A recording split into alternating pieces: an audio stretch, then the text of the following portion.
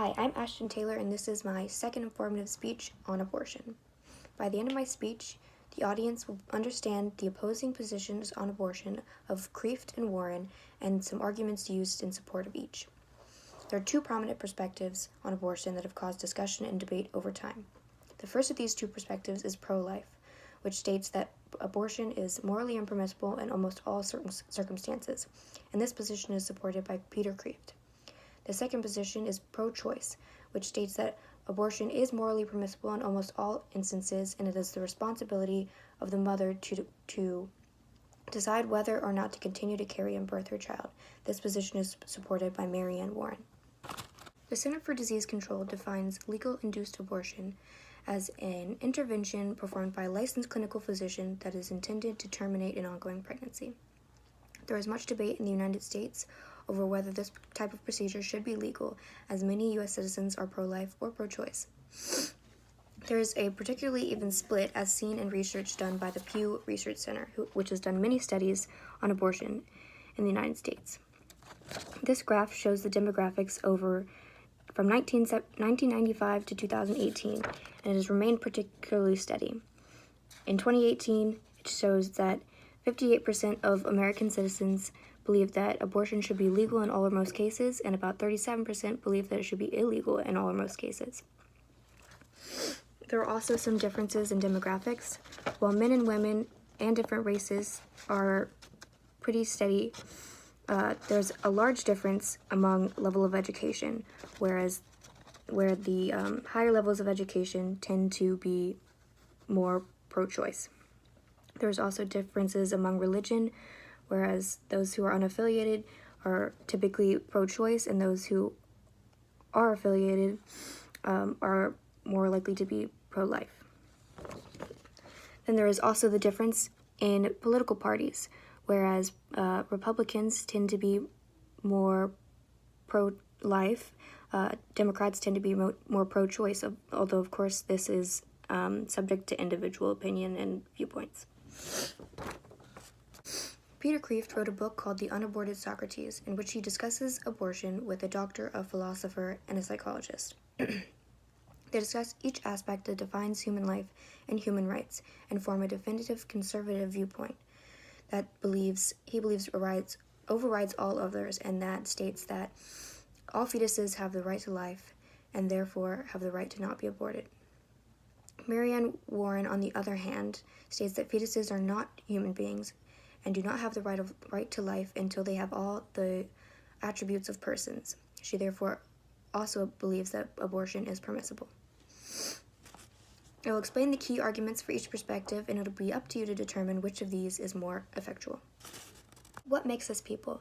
Is it our DNA, our consciousness, the way we walk and talk, the emotions we feel?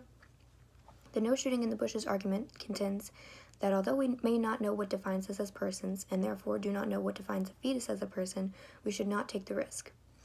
The argument imagines that we are hunting and there is something rustling in the bushes. We should not shoot it because we don't know what it is. It could be good or bad.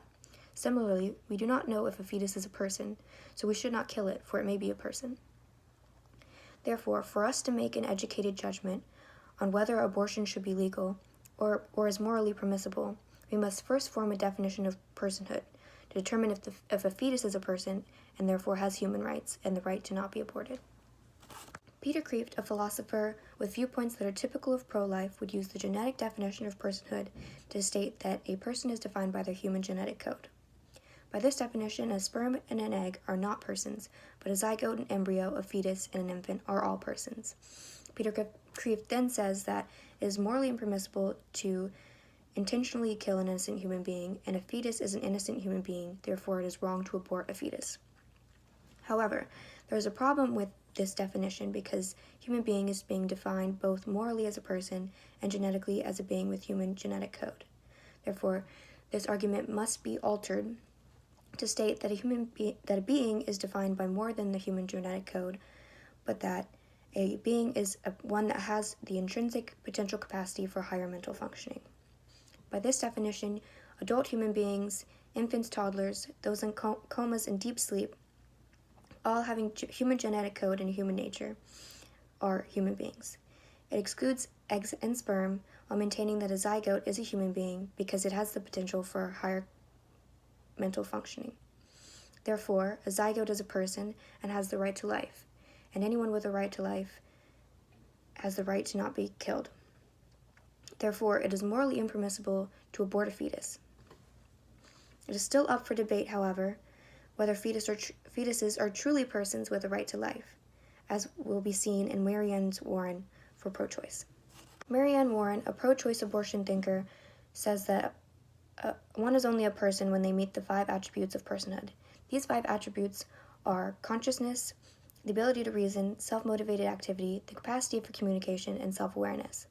By this definition, humanhood is not equivalent with personhood, and while fetuses are human, they are not persons. While fetuses do have some aspects of personhood, such as some level of consciousness and automated activity, Warren states that fetuses are actually potential persons because they have the potentiality for humanhood, but they are not persons. Warren uses her alien babies argument to support this point. This argument proposes that a person is placed on an alien planet, and the aliens want to obtain a chunk of the human's flesh to make thousands of new humans. These new humans will be genetically human, although the person is not morally obligated to donate their flesh. In the same way, a fetus is genetically human, but a woman is not morally obligated to keep it or support it or give anything to it. However, Warren says, when a fetus reaches a point that it can be removed from the woman's body safely, the woman no longer has the right to necessitate it being killed. Therefore, by this definition, Marianne Warren states that abortion is morally permissible up until the point that the fetus can live outside of the human woman's body. Abortion has been a heated topic of debate for generations. Although Roe v. Wade made abortion legal in the United States in 1973, there are still many who question whether this action is morally permissible. The real question stems from whether fetuses are truly persons with human rights. Most pro-life thinkers would state that, yes, fetuses are truly persons and have the same rights to life as the rest of us. Alternatively, most pro-choice thinkers would state that fetuses are not truly persons because they do not have all aspects of personhood, and therefore the rights of the woman overpower the rights of the fetus. We've only discussed the perspectives of 2 thinkers, but there are many other viewpoints to look at. It is up to you to determine which of these 2 arguments is more morally correct.